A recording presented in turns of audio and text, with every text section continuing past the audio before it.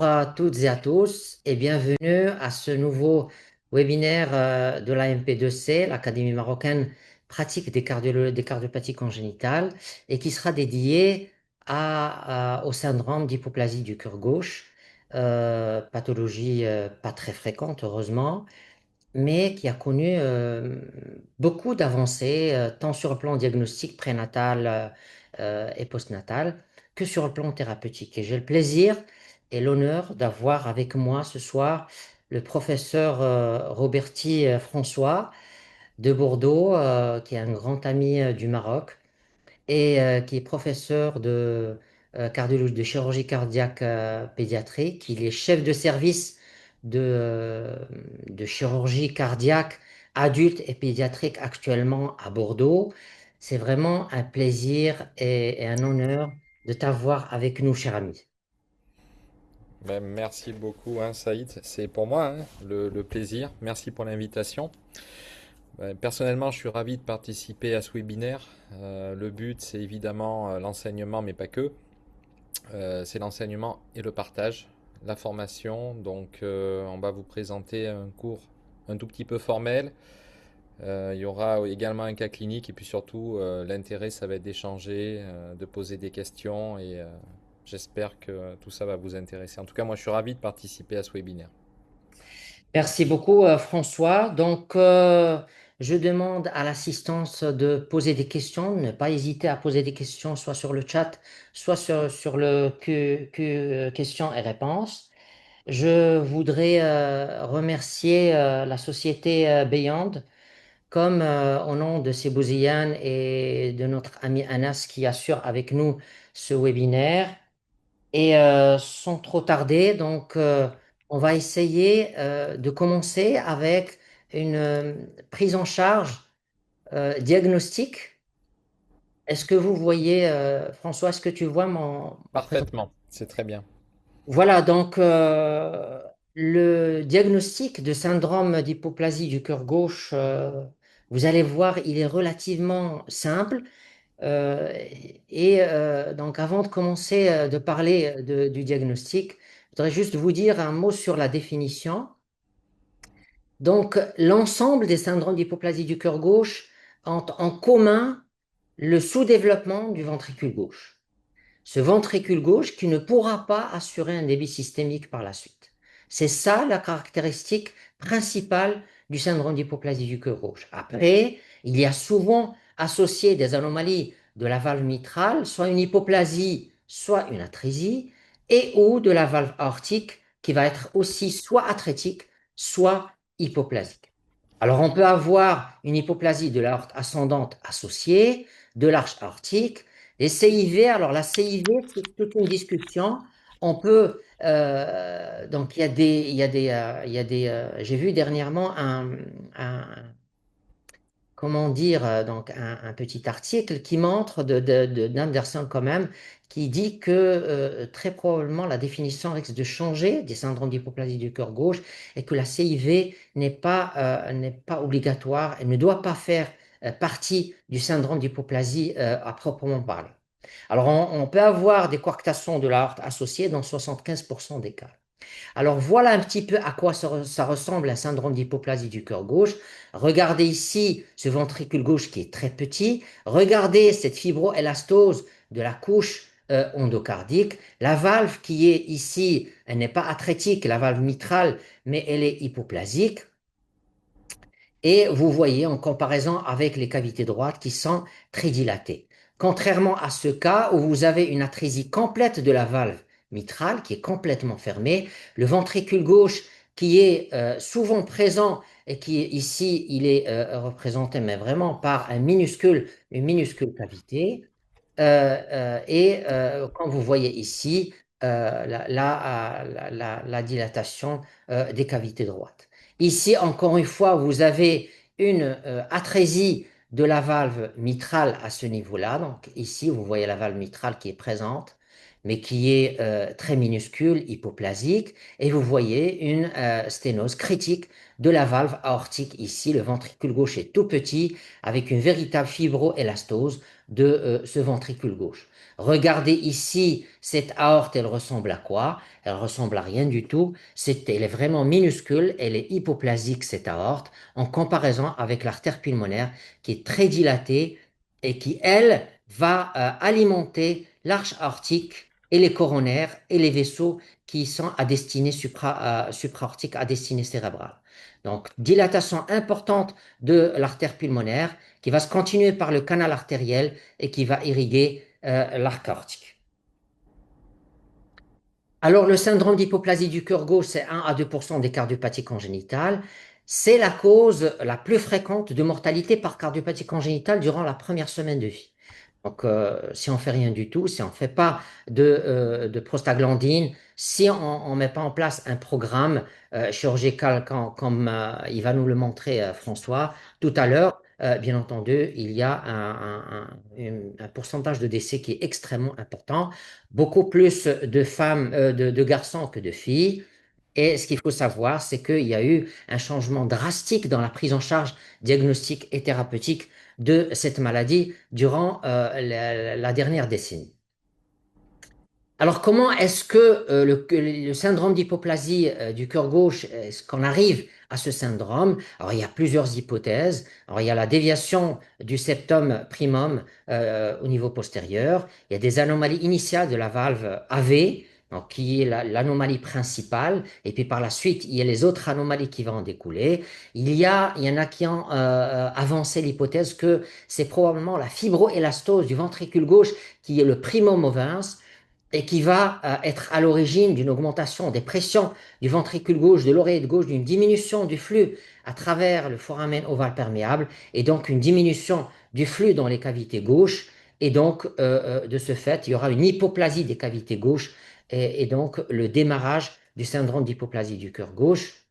Alors, je voulais vous montrer ici, alors pourquoi on a avancé un petit peu ça? Parce qu'on s'est rendu compte, regardez, ça c'est un fœtus, c'est le même fœtus à 12 semaines et à 18 semaines. À 12 semaines, le ventricule gauche était bien développé avec de la fibroélastose. Et regardez, le même fœtus à 18 semaines, 20 semaines, regardez le ventricule gauche qui est devenu hypoplasique. Et ici, le ventricule gauche, pardon, qui est devenu hypoplasique avec toujours cette fibroélastose et l'oreille de gauche qui est toute petite. Alors, le plus souvent, la grossesse se déroule bien pour le fœtus et même en post-natal immédiat, mais parfois on peut avoir de l'hydrops, de l'insuffisance cardiaque au niveau fœtal, lorsque l'IT est importante. Lorsque l'IM est significative, on peut avoir un VG et une OG qui sont relativement bien développés. Mais c'est rare. Alors, associé au syndrome d'hypoplasie du cœur gauche, on peut avoir des syndromes génétiques tels que le Turner et les trisomies 13 et 18 et d'autres complexes syndromiques. Ce qu'il faut retenir, c'est deux messages que je voulais passer. C'est que quand vous avez un syndrome d'hypoplasie du cœur gauche, c'est une maladie à prédisposition génétique et il y a une prédisposition à ce que la descendance ultérieure puisse avoir la même anomalie. Donc, il faut les checker au niveau fœtal. C'est très important à partir de la 18e semaine. Il faut les checker pour voir s'il n'y a pas un syndrome, une récurrence du syndrome d'hypoplasie du cœur gauche. Deuxième chose, et qui est aussi très importante, lorsque vous avez un antécédent de bicuspidie, seulement de bicuspidie, il faut craindre dans les descendances qui vont ultérieures, donc un syndrome d'hypoplasie du cœur gauche, et c'est pour ça qu'il faut les checker par une écho fétale systématiquement. Autre message important, c'est que lorsque vous avez un syndrome d'hypoplasie du cœur gauche associé à un syndrome génétique, donc souvent, c'est des situations de mauvais pronostic. D'autres anomalies extracardiaques peuvent être associées, cérébrales et neurologiques, et ceci rend le pronostic, encore une fois, mauvais lorsqu'il y a une association avec d'autres anomalies extracardiaques.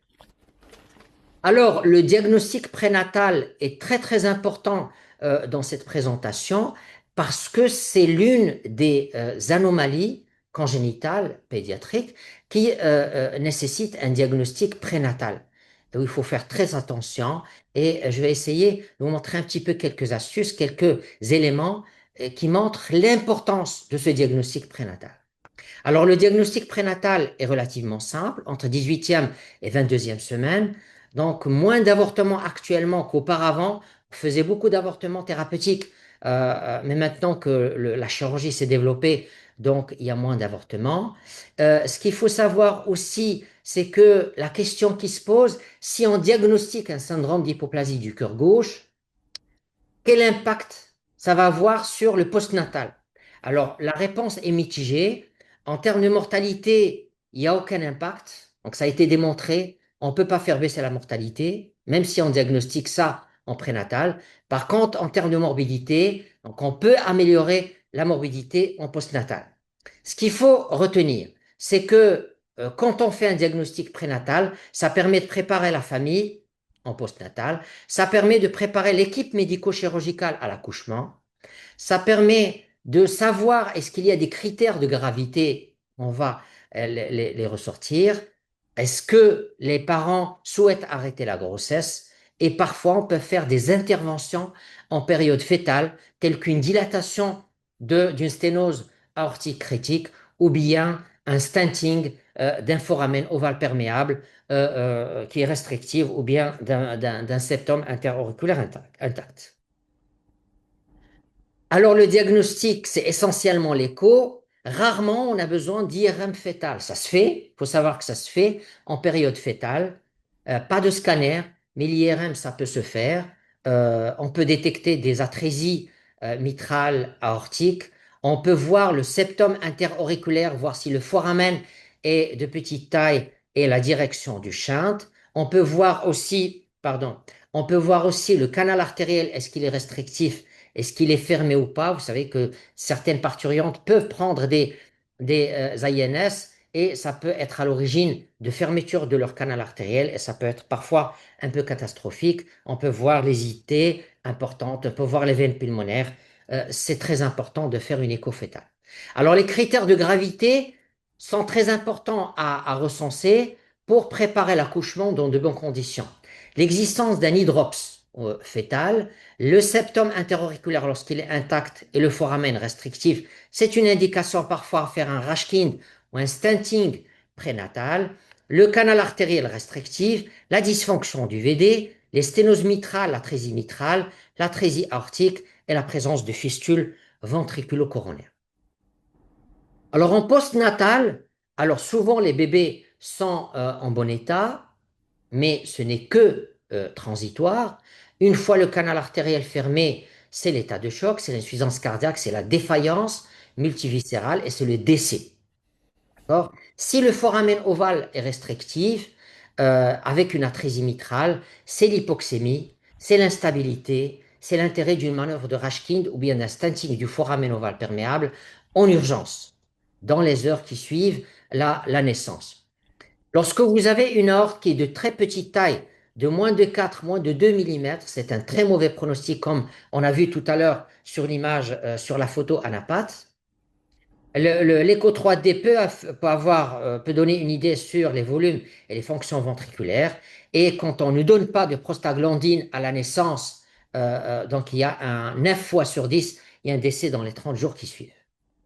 Alors, l'échographie en postnatal, c'est très très important.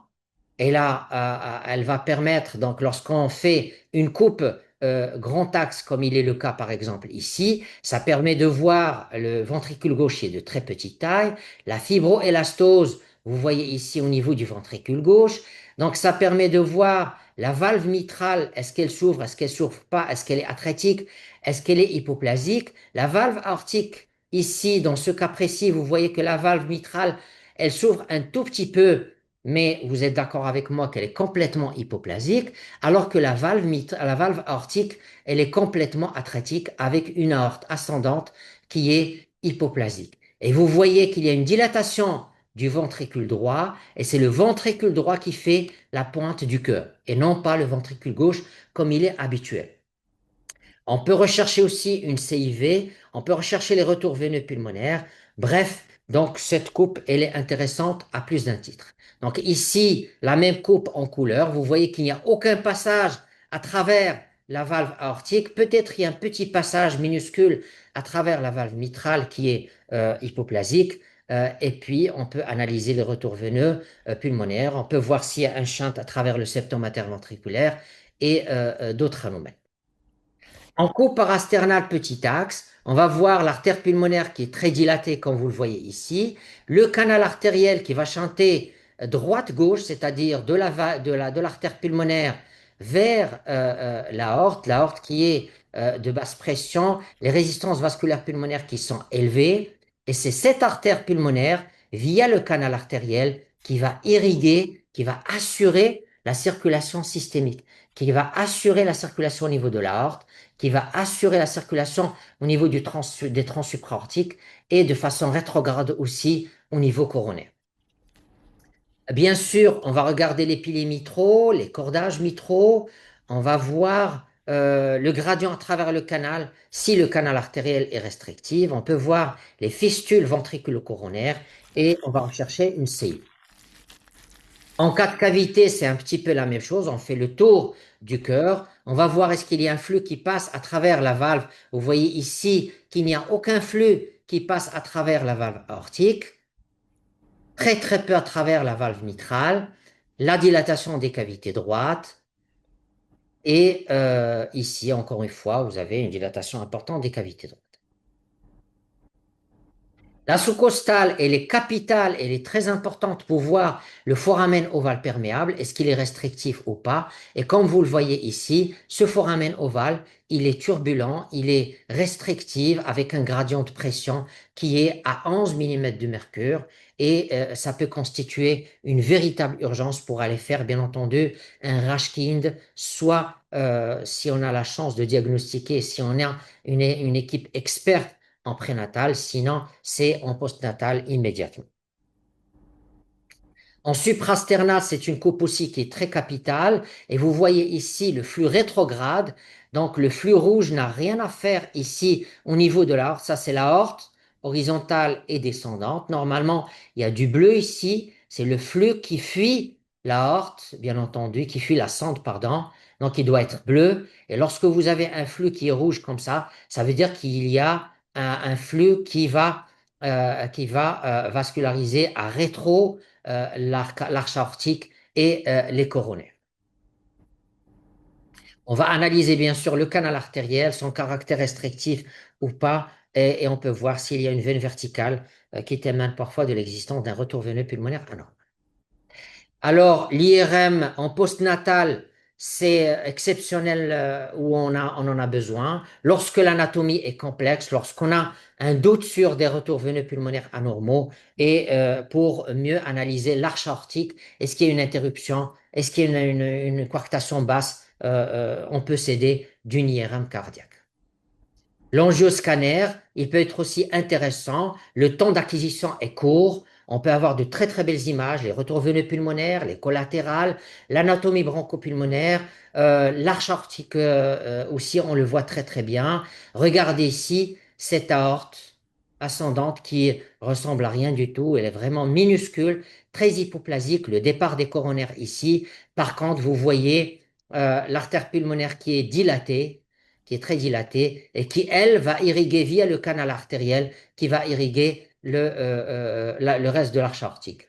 Ici, la même chose. Vous voyez l'artère pulmonaire qui est très dilatée, le canal artériel et l'irrigation systémique. C'est elle qui va assurer la circulation systémique via ce canal artériel. Et vous imaginez, lorsque le canal artériel se ferme au bout de quelques heures, de quelques jours de la naissance, c'est bien sûr c'est l'état de choc, c'est l'acidose et c'est le décès. Alors, juste quelques petites slides concernant l'échographie post-opératoire et comment évaluer les différents stades de Norwood que va nous présenter notre ami François. Regardez ici, là c'est une anastomose cavo-pulmonaire entre la veine cave supérieure et l'artère pulmonaire droite qu'on voit ici très très bien. Ça c'est un flux normal d'une veine cave supérieure, c'est un flux continu, variable avec la respiration. Vous voyez parfois de temps en temps lorsqu'on a des résistances parfois un tout petit peu élevées, on peut avoir des flux rétrogrades au niveau du glen, au niveau de l'anastomose cavo-pulmonaire. Lorsque ce reflux est très important, ça peut signer des résistances qui sont très élevées ou bien des sténoses périphériques au niveau des artères pulmonaires. Ici, vous voyez un glen qui est sténosé, vous voyez un flux continu qui ne ressemble pas du tout à un flux fluide de glen. Les variations au niveau d'une dérivation cavo-pulmonaire totale, ici vous voyez un flux qui est continu, variable avec la respiration, qui témoigne d'un fontan qui coule parfaitement bien. Et ici vous avez des reflux, un reflux minime, un rétrograde, un flux inverse rétrograde minime. Lorsque ce flux rétrograde est très important durant tous les cycles, ça peut être à l'origine, ça peut témoigner d'un failing fontan, c'est-à-dire d'un fontan qui est en défaillance. Là, c'est la fenestration. Donc, François, il va nous parler un petit peu des conduits qui sont fenestrés et on peut aussi évaluer le shunt à travers cette fenestration du conduit. Ici, vous voyez un flux continu à travers la fenestration. Les thromboses aussi, il faut les évaluer quand vous êtes devant une DCPT, une dérivation cavo-pulmonaire totale. Donc, on peut avoir, donc il y a parfois de la stase veineuse et on peut avoir des thrombus au niveau du tube du DCPT. Enfin, l'évaluation du VD, de la fonction systolique du VD systémique, et un certain nombre de cardiologues qui vont se poser la question, comment évaluer cette fonction systolique du VD systémique parce que c'est un élément pronostic. Quand il commence à devenir défaillant, donc c'est le début de l'aventure, de la mésaventure, et c'est le début parfois des problèmes. Alors, le plus souvent, on fait une analyse qualitative, c'est-à-dire subjective, on dit dysfonction, donc à l'œil nu, dysfonction légère, modérée à sévère, c'est ce qui est le plus communément admis. Après, on peut utiliser la fraction d'éjection en Simpson, en monoplan.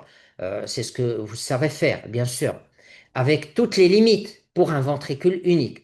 On peut utiliser le GLS, de la paroi libre du ventricule droit, ou bien de tout le ventricule unique. On peut utiliser le TAPC, l'onde S' au DTI.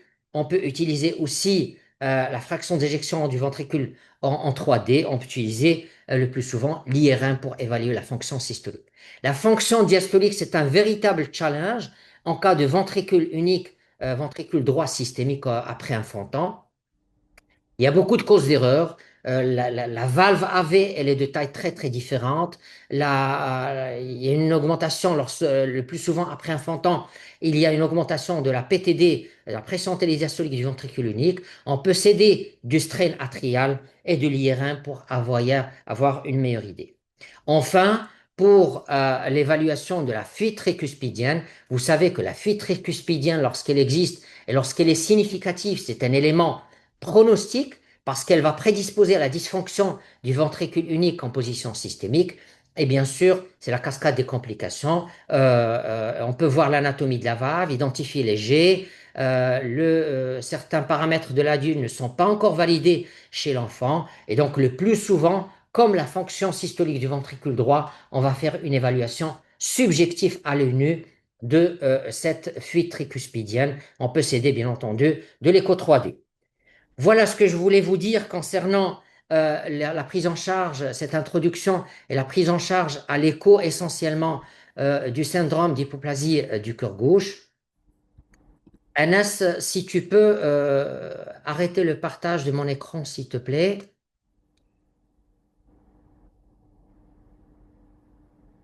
Voilà, Anas, Oui, professeur, est-ce que tu peux arrêter le partage de mon écran, s'il te plaît? c'est bon. Voilà, donc on s'est mis d'accord avec François. On va laisser les questions à la fin des deux présentations. Donc, je vous demande de ne pas hésiter à poser vos questions. Comme ça va enrichir le débat tout à l'heure. Cher François, à toi la parole. Tu peux partager ton écran quand tu veux. Normalement, il est partagé là. Tu vois ma diapositive? Euh, Non, D'accord. Ok. non, pas encore. Donc je vais repartager. Ok.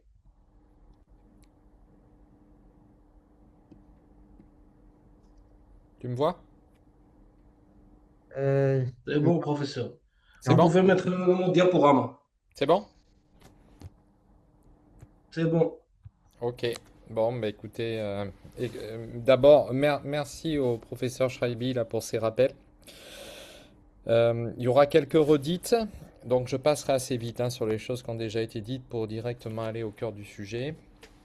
Donc j'avais fait un petit rappel parce qu'il y a souvent une confusion entre ce qu'on appelle les petits ventricules gauche et les hypoplasies vraies du ventricule gauche. Donc le but de ce topo, c'est de parler uniquement des hypoplasies du ventricule gauche et que la définition extrêmement simple, c'est qu'on a une absence ou une quasi-absence de ventricule gauche et que ça, c'est associé à une hypoplasie sévère de l'aorte ascendante. Voilà ce qu'est la définition d'une hypoplasie du ventricule gauche. Donc évidemment, le seul ventricule qui sera fonctionnel, ça sera un ventricule de morphologie droite. Et que ça a déjà été dit, hein, c'est une cardiopathie qui est pas si rare que ça, puisqu'on parle dans les grandes revues de 3 à 5% des cardiopathies, et que la seule solution pour traiter ces enfants, c'est de se lancer dans un programme de Norwood avec la plupart du temps donc 3 étapes chirurgicales qui se feront pour la première quelques jours après la naissance, la seconde entre l'âge de 4 et 7 mois, et la troisième entre l'âge de 2 ans et demi et 3 ans. Et que les valves aortiques ou mitrales sont soit atrétiques, soit très sévèrement sténosées. Donc, docteur Schreiby a déjà parlé de l'importance du diagnostic anténatal, je n'y reviens pas. Il y a quelques contre-indications encore, bien entendu, qui perdurent, en tout cas en France. C'est moins vrai aux États-Unis. Mais quand il y a une atteinte génétique, ça a déjà été évoqué, c'est pas si rare, ou des anomalies extracardiaques graves, c'est presque 30% des cas d'hypoplasie du ventricule gauche. La plupart des temps, ces enfants n'auront pas de prise en charge chirurgicale. Et également, mais c'est plus discuté, on peut avoir des dysfonctions assez nettes du ventricule unique ou des fuites majeures de la valve tricuspide. Et dans ces cas de figure, la plupart du temps, là non plus, on accompagnera l'enfant s'il n'y avait pas un diagnostic anténatal et on ne fera pas de chirurgie parce que les résultats chirurgicaux sont la plupart du temps épouvantables. Et évidemment, ça a été dit, ça reste une urgence néonatale avec la mise en route extrêmement rapide et précoce de la prostine pour maintenir le canal artériel ouvert. Donc un programme de Norwood, je vous l'ai dit, hein, c'est un programme en 3 étapes et que évidemment l'étape cruciale, c'est celle qui va se passer quelques jours après la naissance, en période néonatale, puisque c'est là que l'essentiel de la mortalité de ce programme de Norwood va avoir lieu. L'étape 1 du programme de Norwood, ça va associer plusieurs gestes chirurgicaux assez complexes. Le premier, c'est qu'il va falloir connecter cette aorte ascendante proximale qui est de petit diamètre, parfois 2 mm de diamètre, des fois moins, avec le tronc de l'artère pulmonaire. C'est ce qu'on appelle une intervention de type DAMUS. Il va falloir réparer une coarctation qui est fréquemment présente et élargir la crosse de l'aorte et l'aorte ascendante distale. Et évidemment, il va falloir élargir la CIA et bien entendu réalimenter les artères pulmonaires. Et vous verrez qu'il y a différentes façons de le faire, soit classiquement en réalisant une anastomose de type Blalock, ou alors en mettant en place un tube VDAP restrictive. Deuxième étape, c'est le temps de la dérivation cavo-pulmonaire vers l'âge de 4-6 mois. Et donc un peu avant l'âge de 3 ans, la totalisation du fontan. Donc dans une hypoplasie du ventricule gauche, sur le plan physiologique, ça se présente comme un ventricule unique, sans sténose pulmonaire. Et le tout est associé à une atrésie ou une sténose de la valve aortique, mais que c'est également associé à une sténose, comme vous le voyez ici, extrêmement importante de l'aorte ascendante dans son ensemble, mais très souvent associé également à un certain niveau d'hypoplasie de la crosse de l'aorte et également assez fréquemment associé une coarctation. Et donc, pour maintenir la vie, en tout cas dans les premiers jours après la naissance, il faut absolument mettre de la prostine pour que ce canal artériel qui est largement ouvert le reste bien, puisque l'ensemble de la perfusion systémique va se faire par ventricule unique, valve pulmonaire, tronc de l'artère pulmonaire, canal artériel, qui va vasculariser évidemment l'aorte descendante, mais assez souvent également la crosse de l'aorte et les troncs supraortiques en cas d'atrésie valvulaire aortique. Donc, cette mise en route de la prostine est absolument indispensable à la vie.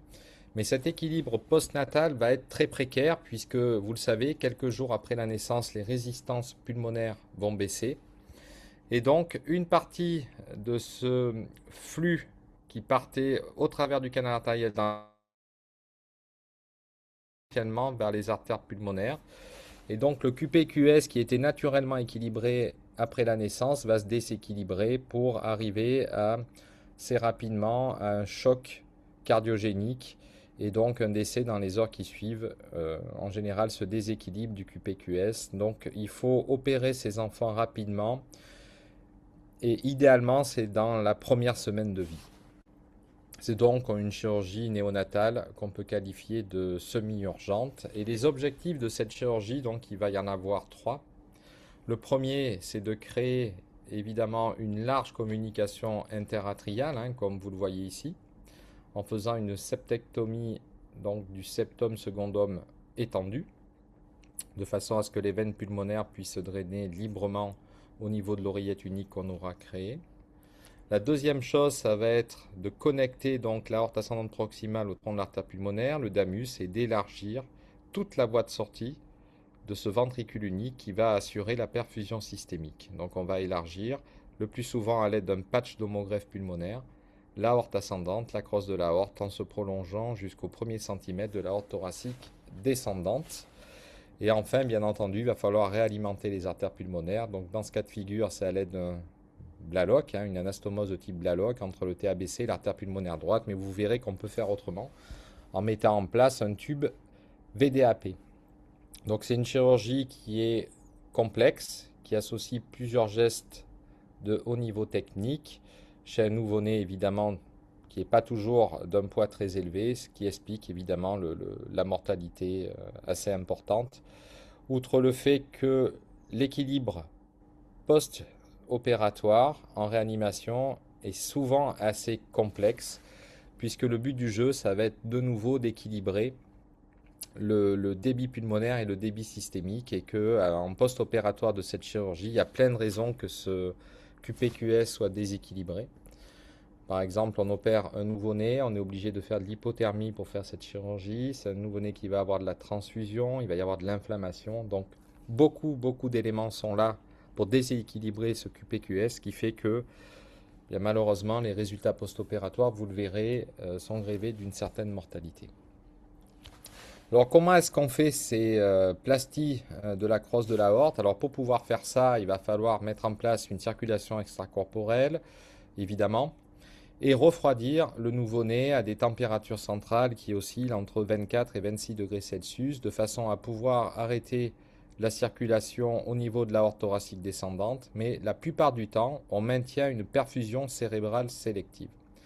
Et ça va nous permettre, si vous voulez, comme vous le voyez sur ce schéma, d'ouvrir largement l'aorte ascendante, la crosse de l'aorte. On va pouvoir réséquer une coarctation s'il y en a une et se prolonger sur le premier centimètre de l'aorte descendante. Et tout ça, on va l'élargir à l'aide d'un patch. Mais pour pouvoir faire ça, donc, il faut une CEC et une hypothermie profonde.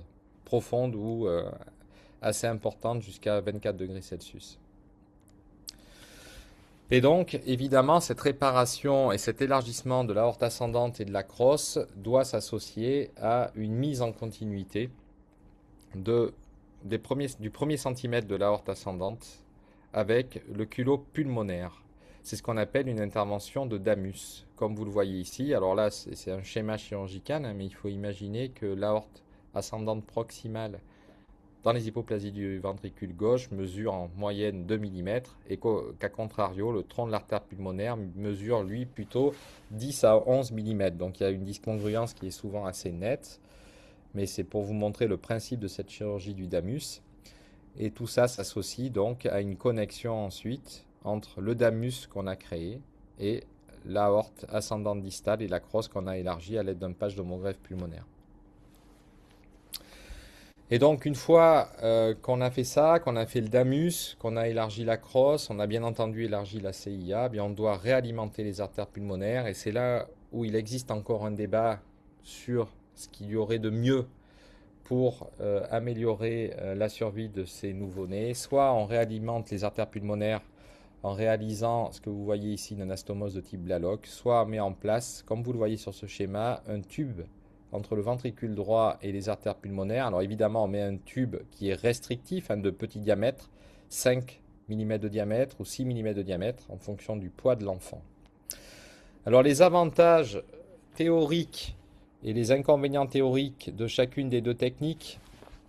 Alors l'avantage du Blalock, qui est très souvent prôné par ceux qui réalisent ce genre de chirurgie, c'est qu'on n'a pas de cicatrice ventriculaire. Vous voyez, quand on fait un Sano, on est obligé d'inciser le ventricule droit. Quand on fait un Blalock, il n'y a pas besoin de faire ça. Donc théoriquement, on préserve mieux la fonction du ventricule unique et on limite le risque d'arythmie ventriculaire qui peuvent arriver plus tard dans le suivi de ces patients. Par contre, les inconvénients, c'est qu'on majore le vol coronaire, puisque quand on fait un Blalock, on sait qu'on diminue la diastole au niveau de l'aorte, et donc on diminue la perfusion coronaire. On peut même créer un vol coronaire. Ce qui n'est pas le cas quand on fait ce type d'intervention là de Sano, vous voyez. On va perfuser les artères pulmonaires avec du sang qui va être plus désaturé, donc sur le plan physiologique c'est mieux. Et l'autre avantage majeur, outre que ça améliore la perfusion coronaire, c'est que si on a une problématique dans les suites post-opératoires, l'apparition d'une sténose d'une des deux artères, c'est beaucoup plus facile pour les cathétériseurs de monter à partir de la veine fémorale jusqu'au cœur, de passer dans ce tube pour aller éventuellement dilater une ou les deux artères pulmonaires, alors qu'au travers d'un Blalock, c'est quand même beaucoup plus complexe et beaucoup plus à risque. Donc au total, et c'est quand même assez rare pour le signaler, il y a eu une étude randomisée menée aux États-Unis, étude randomisée qui a inclus 15 centres, 549 enfants inclus sur une période de 3 ans, je crois que c'était entre mai 2005 et novembre 2008. Et en fait, ils ont cherché à comparer ces deux techniques, la technique du Norwood avec un Blalock et la technique du Norwood avec un Sano. Alors, ce qu'on peut voir sur ces deux courbes, c'est que à l'âge de 1 an, il y a clairement un avantage au Blalock, au Sano, avec une mortalité qui est un petit peu moindre dans le groupe Sano par rapport au groupe Blalock. Par contre, quand on se porte un peu plus loin dans le suivi de ces enfants, à l'âge de 5 ans, on peut voir en fait que les résultats sont plus divergents et que en fait, sur le plan statistique, il n'y a pas de différence entre les deux techniques en termes de survie. Ce qu'on peut dire quand même en voyant ces deux courbes, c'est que certes, sur le plan statistique, il n'y a pas une différence qui apparaît, mais quand même, on voit qu'il y aurait une tendance pour dire que les Sano donnerait de meilleurs résultats, mais cette étude randomisée qui incluait beaucoup de patients n'a pas pu le démontrer sur le plan statistique. Par contre, ce qu'on avait montré, à contrario, c'est que les enfants qui avaient un Norwood Sano avaient plus de réintervention dans les suites, et la plupart du temps par cathétérisme interventionnel, pour aller dilater le tube Sano ou pour aller dilater les artères pulmonaires. Donc, au total, on n'a pas encore vraiment démontré quelle était la meilleure des deux techniques. Alors, quels sont les problèmes potentiels une fois qu'on a fait cette intervention chirurgicale, soit Norwood Blalock, soit Norwood Sano? Bien, il va y avoir deux types de problèmes, et le premier problème et le problème majeur, ça va être la réanimation post-opératoire et cet équilibre qu'on va devoir trouver pour essayer de balancer au mieux le débit pulmonaire et le débit systémique. Donc nous, en tant que chirurgien, la seule chose qu'on peut faire pour aider nos collègues réanimateurs, c'est de calibrer au mieux le tube qu'on va mettre en place.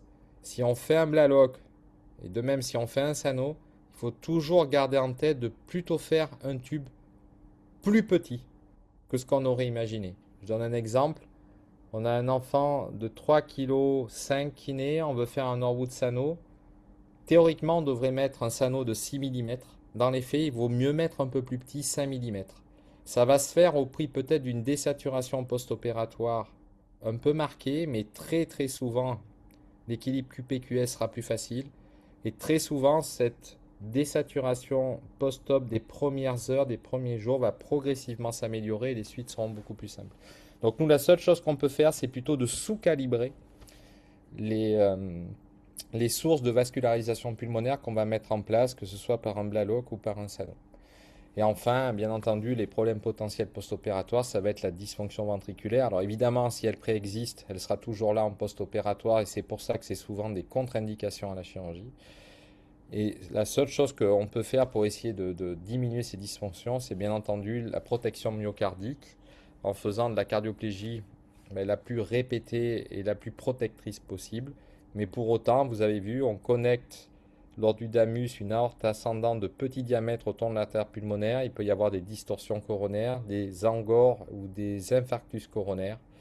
Et enfin, il peut bien entendu exister des obstacles aortiques résiduels, puisque vous avez vu, on fait des reconstructions assez complexes. Et tout obstacle aortique résiduel peut entraîner des dysfonctions du ventricule unique, d'autant que c'est un ventricule droit qui est en position systémique. Alors, je reviendrai sur les résultats du Norwood, mais en moyenne, dans les centres, on va dire, européens, voire nord-américains, la mortalité post-opératoire d'une intervention de Norwood, que ce soit avec un Sano ou un Blalock, c'est 25 à 30% de mortalité. Donc c'est quand même beaucoup. Donc c'est pour ça que cette intervention, d'ailleurs de Norwood, je ne vous l'ai pas dit, mais elle a été décrite il y a quand même fort longtemps, hein, c'était en 1980. Donc c'est pas une intervention qui est très récente. Alors évidemment qu'il y a eu des raffinements et qu'il y a eu d'énormes progrès sur le plan chirurgical et sur le plan de la prise en charge en réanimation, mais il n'empêche que 25 à 30% encore aujourd'hui c'est beaucoup. Et c'est pour ça qu'il y a une quinzaine d'années, il est apparu une autre approche chirurgicale pour essayer de diminuer cette mortalité post-opératoire qui reste conséquente. Et c'est ce qu'on appelle les approches hybrides. Alors lors d'une approche hybride, l'idée c'est de faire une chirurgie qui est courte, c'est de se passer d'une circulation extracorporelle et l'objectif c'est de faire en sorte qu'après cette intervention hybride, le QP-QS soit aux alentours de 1 et se maintienne dans le temps. Et quand on dit dans le temps, pendant 3, 4, 5, 6 mois, pour ramener l'enfant à une chirurgie plus complexe, mais qu'on fera chez un enfant plus gros qui sera sorti de la période néonatale. Donc le but pour pouvoir équilibrer ce QPQS, comme vous le voyez sur ce schéma, c'est de mettre une restriction autour des deux artères pulmonaires. Et on fait ça à l'aide de deux petites lacettes comme ça en Gore-Tex, qu'on coupe d'ailleurs dans des tubes avec lesquels on aurait fait un Blalock. Et on vient encercler comme ça les deux artères pulmonaires de façon à réduire leur diamètre et in fine le débit qui va passer à l'intérieur de l'artère pulmonaire droite et de l'artère pulmonaire gauche. Donc ça, c'est la première partie du traitement qu'on fait nous les chirurgiens. Et la deuxième partie, ça va être un geste qu'on va faire en combiné avec nos confrères cardiopédiatres interventionnels. Donc ce sont des interventions qui se passent évidemment en salle hybride. Et nos cardiologues vont venir, vous voyez, mettre un introducteur dans la distalité du tronc de l'artère pulmonaire de façon à mettre en place un stent, un ressort, qui va venir maintenir ouvert le canal artériel, ce qui va permettre donc de pouvoir se passer de la prostine. Et donc quand on a ce type de montage, en fin de procédure, la prostine est arrêtée et si tout va bien, on a un QPQS qui est proche de 1, l'équilibre hémodynamique est relativement simple. Ce sont des enfants qui sont généralement extubés quelques heures après cette intervention et ils ont la plupart du temps des suites post-opératoires évidemment beaucoup plus simples qu'après un Norwood. Alors ça ne veut pas dire qu'il n'y a pas de problème parce que les problèmes peuvent arriver à plein d'endroits. Je vous donne des exemples. On peut avoir par exemple des cerclages qui sont insuffisants. d'un côté ou de l'autre, voire des deux côtés. On peut avoir à contrario des cerclages qui sont trop serrés, source d'hypodébie pulmonaire. Alors le stent ici que vous voyez sur ce schéma, il est merveilleusement posé, mais malheureusement parfois il peut être un peu trop loin dans l'aorte et gêner la perfusion rétrograde qui va se faire dans la crosse, voire dans les troncs supraortiques. On peut avoir un stent qui n'est pas assez long, et donc s'il n'est pas assez long, ça veut dire qu'une partie du canal peut se refermer et donc créer un hypodébit systémique. Enfin bon. En tout cas, quand ça fonctionne, c'est des interventions qui sont extrêmement simples et je dirais quelque part redoutables. Donc je vous ai montré ici les schémas de ce qu'on fait quand on est en salle hybride. Évidemment, donc vous voyez, alors ça se passe par sternotomie. On commence par faire nos 2 cerclages et ensuite on passe la main à nos cardiologues interventionnels qui viennent positionner le stent. Donc évidemment, c'est sous scopie. Alors il faut faire des repérages minutieux, mais c'est des choses qui se font relativement bien. Alors pour qui on réserve ces interventions? On le réserve essentiellement aux nouveau-nés porteurs de ces hypoplasies du cœur gauche, mais qui ont un petit poids. Petit poids, ça veut dire en dessous de 2,5 kg, ou qui sont prématurés, ou qui ont des contre-indications à la circulation extracorporelle. Alors vous me direz, tout ça c'est bien, pourquoi on ne le fait pas à tout le monde? En fait, on ne le fait pas à tout le monde parce que le deuxième temps de cette prise en charge est quand même beaucoup plus complexe que ce qu'on l'avait imaginé au tout début. Pourquoi c'est complexe? Parce qu'on va devoir finalement associer une intervention de Norwood comme on l'aurait fait en période néonatale à une dérivation cavo-pulmonaire supérieure droite. Mais pour ça, il va falloir bien entendu enlever le stent qu'on a mis dans le canal, et enlever le stent, c'est souvent pas si évident que ça parce qu'il a toujours tendance à déborder dans l'aorte descendante. Ce qui fait que c'est une chirurgie où on est obligé d'aller relativement loin sur l'aorte thoracique descendante. Et une fois qu'on a enlevé le matériel, on est obligé de faire des reconstructions qui sont beaucoup plus longues et complexes que celles qu'on aurait fait en période néonatale. Tout ça pour arriver en fin de procédure. C'est ce que je vous ai dit. On a créé évidemment une atrioseptectomie large. On a fait un DAMUS, on a fait une reconstruction complète de la crosse et on termine par un Glenn bidirectionnel. Donc ce sont quand même des deuxièmes opérations qui sont relativement complexes. Alors une fois, je reviens à mon intervention de Norwood classique qu'on a fait en période néonatale. Donc une fois qu'on a fait cette chirurgie, je vous l'ai dit, il y a quand même une certaine mortalité, mais un peu plus de 70% des enfants vont survivre. Et on va envisager le deuxième temps de cette chirurgie vers l'âge de 6 mois. Et souvent même un peu plus tôt. Pourquoi? Parce qu'on a un ventricule unique de type droit qui assure la circulation systémique et on sait qu'ils sont plus sensibles à la surcharge ventriculaire, donc on va avoir tendance à commencer la décharge de ces ventricules uniques plus tôt que ce qu'on aurait fait pour un ventricule unique de type gauche. Donc c'est des chirurgies qu'on fait volontiers même vers l'âge de 4 mois. Alors avant de faire ces chirurgies-là, est-ce qu'on a besoin forcément d'un cathétérisme? Non. On a besoin à minima d'une échographie cardiaque transthoracique pour la fonction du ventricule unique, la fonction de la valve AV. Et très souvent, on demande un angioscanner pour préparer l'intervention et pour voir l'anatomie des 2 artères pulmonaires qui peuvent parfois être sténosées et qu'on devra donc élargir au moment de la dérivation cavo-pulmonaire partielle supérieure droite. Donc la dérivation cavo-pulmonaire partielle supérieure droite, je vais passer quand même relativement vite dessus. Le but, c'est de déconnecter cette veine cave supérieure. C'est une chirurgie qu'on fait sous CEC. Et très volontiers, on va l'implanter sur le site d'un ancien Blalock, si on a fait un Norwood Blalock, de façon à ne pas créer de cicatrices supplémentaires sur les artères pulmonaires. Et par ailleurs, lors de cette chirurgie, on va volontiers associer des gestes complémentaires si c'est nécessaire. Donc vous voyez ici des gestes de plastie de valve AV, mais ça peut être également des plasties d'élargissement d'une ou des 2 artères pulmonaires, voire de la bifurcation pulmonaire si c'est nécessaire. Et donc quand on fait cette chirurgie, évidemment, on est extrêmement prudent pour ne pas abîmer le nerf phrénique, puisqu'on sait qu'une parésie ou une paralysie phrénique, ça peut compromettre le bon fonctionnement d'un fontan ultérieur.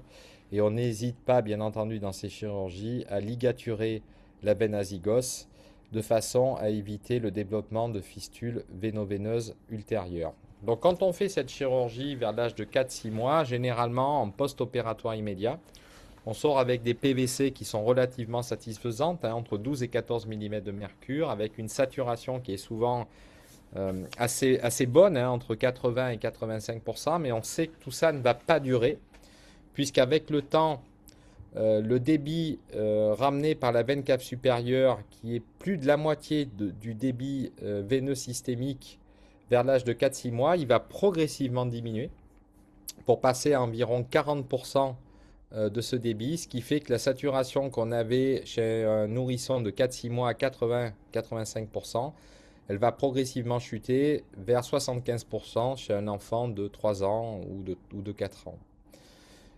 Et évidemment, une fois qu'on a fait ça, avec la diminution de la saturation, hein, on peut avoir par ailleurs le développement de fistules véno-veineuses, de fistules artério-veineuses pulmonaires et le développement d'une certaine collatéralité systémico-pulmonaire. Et c'est tout ça qu'on va devoir checker avant l'intervention de totalisation lors d'un cathétérisme diagnostic qui, là, pour le coup, va être obligatoire avant de réaliser donc la totalisation de Fontan. Alors, il y a une source de débat qui est doit-on laisser des sources additionnelles quand on fait ces caveaux pulmonaires, ces interventions de connexion cavo-pulmonaire supérieure. C'est-à-dire quand on fait ces gestes-là, est-ce qu'on aurait intérêt à laisser un petit blaloc ou est-ce qu'on aurait à laisser par exemple un tube de Sano sténosé, puisque l'enfant va avoir 4-6 mois, pour améliorer la saturation et finalement retarder l'intervention de Fontan et les complications potentielles associées à ces Fontans. Donc, il n'y a pas de réponse facile à tout ça. Ce qu'on peut dire simplement, c'est que on aura d'autant plus l'idée de laisser une source additionnelle que les artères pulmonaires ont tendance à être petites. Pourquoi? Parce que ça a été clairement démontré. Quand on laisse des sources additionnelles, blaloc ou tube VDAP restrictif à une cavo-pulmonaire supérieure, il y a plus de flux et donc ça développe mieux les artères pulmonaires. Donc c'est le seul cas de figure où on peut se poser la question de laisser une source additionnelle, mais je n'irai pas plus loin, sauf s'il y a des questions.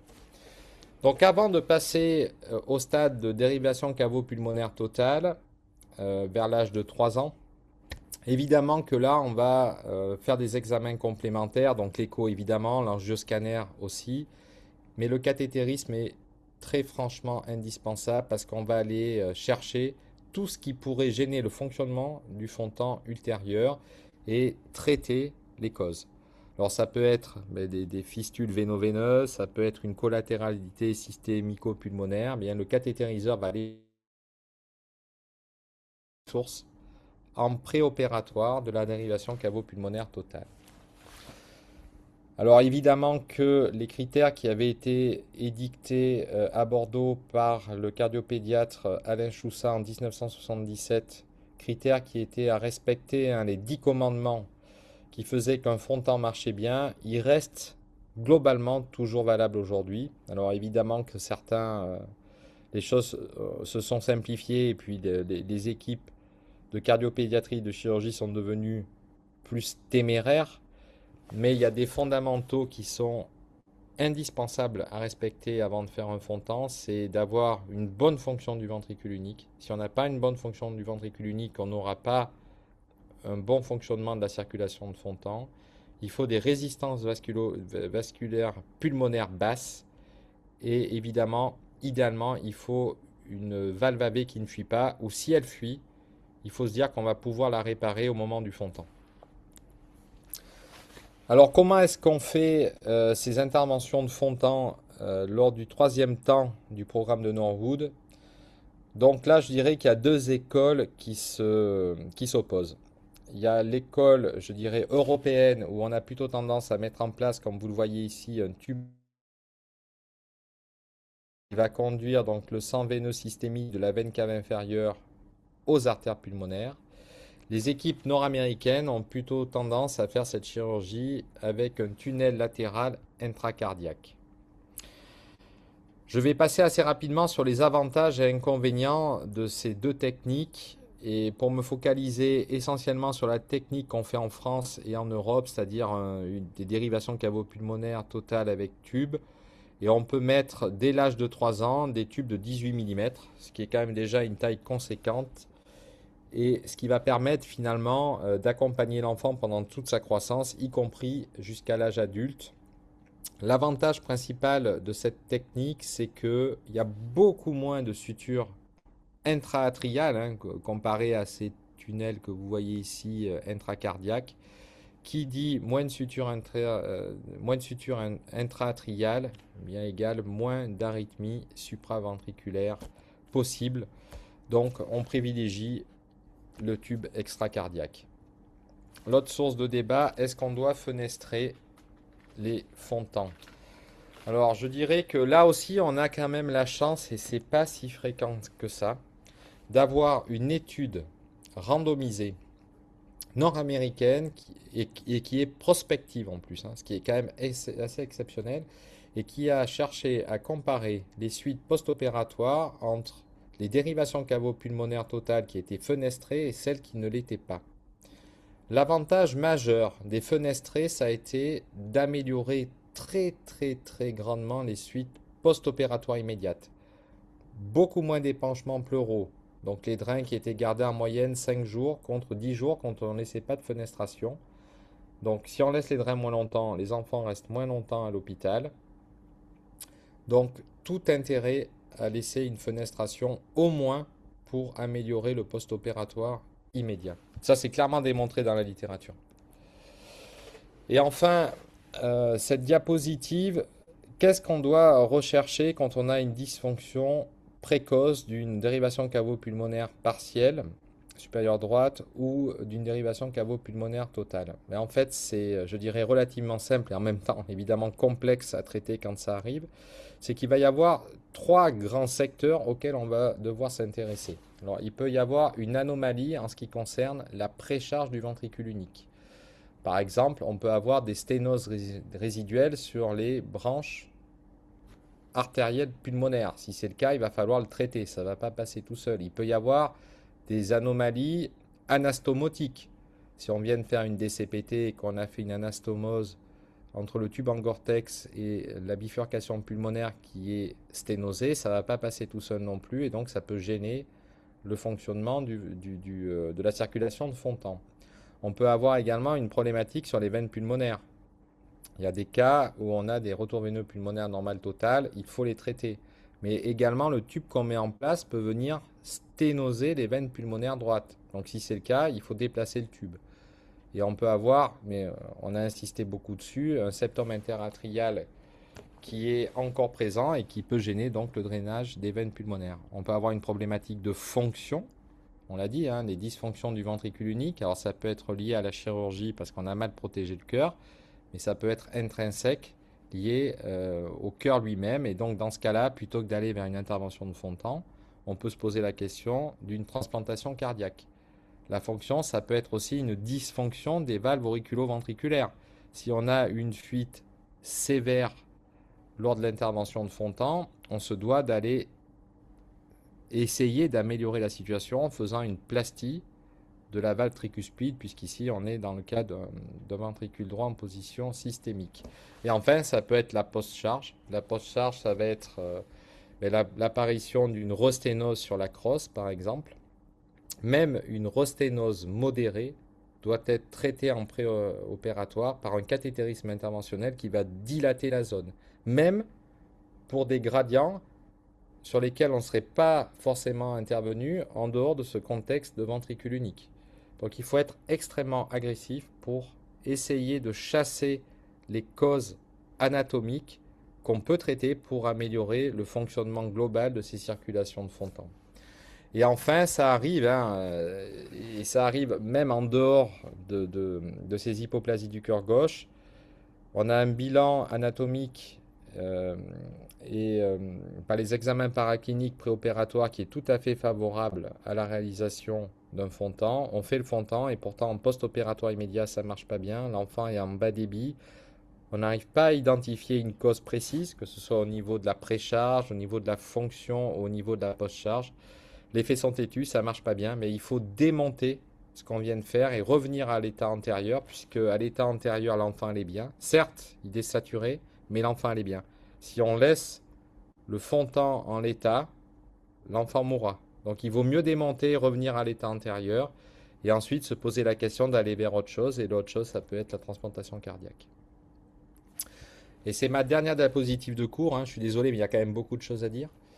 J'ai pas pu m'empêcher de vous partager les résultats du centre qui est actuellement leader dans la prise en charge de ces hypoplasies du cœur gauche. Donc c'est le centre de Philadelphie aux États-Unis. Vous voyez qu'ils ont un nombre de patients qui est extrêmement conséquent.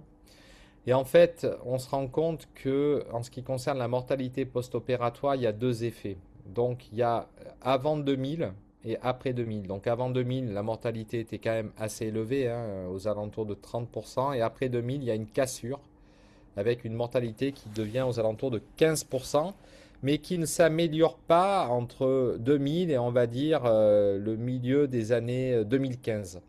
Parce qu'en fait, ils expliquent que plus le temps passe, plus ils ont tendance à opérer des hypo-VG avec des comorbidités. Donc même si les techniques s'améliorent, la réanimation s'améliore, comme les patients qu'ils opèrent sont de plus en plus graves, mais au total, la mortalité reste conséquente. Donc 14% pour le centre leader. En Europe et en France, je vous l'ai dit, c'est une mortalité post-opératoire plutôt aux alentours de 30%, ce qui fait une survie globale à 10 ans qui reste inférieure aujourd'hui à 50%.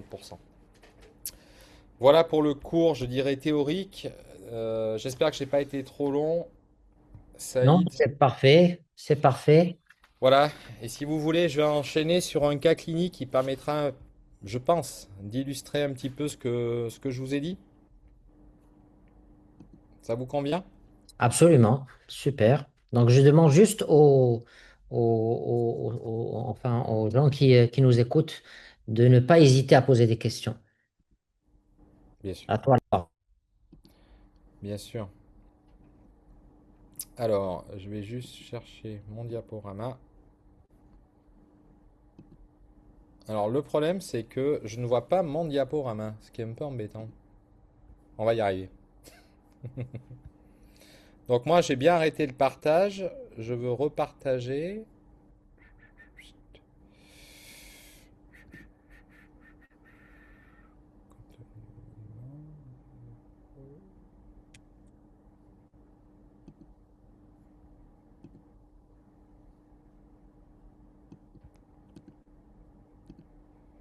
Vous voyez mon diaporama? Oui, on voit le diaporama, juste il faut le mettre en plein écran. Ouais, le seul truc, c'est que vous le voyez, mais moi, je le vois pas. Ça, c'est un tout petit peu embêtant. Ouais, ouais, ouais. Ça m'est arrivé avant. Ah ouais, toi aussi? Ouais, D'accord. ouais, ça m'arrive parfois. Ouais. C'est que... Anas, Anas,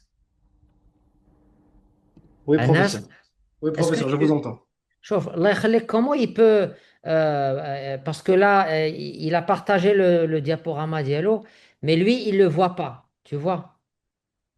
Parce Ah, que... il veut voir son diaporama, Bah oui, le je vidéo. le vois pas en fait. Je sais pas pourquoi. Vous pouvez sortir de PowerPoint. Ah, peut-être que ça va être bon. Attendez. Ouais. Peut-être qu'il faut que je ferme ça. Euh, Je sais pas pourquoi ça fait ça. C'est quand même bizarre, quoi. Arrêtez le partage. Donc normalement, c'est bon là. Ok, maintenant, on ne voit plus ton diaporama. Ok. Regarde si tu peux repartager. Ouais, ouais. Je vais essayer. Tac.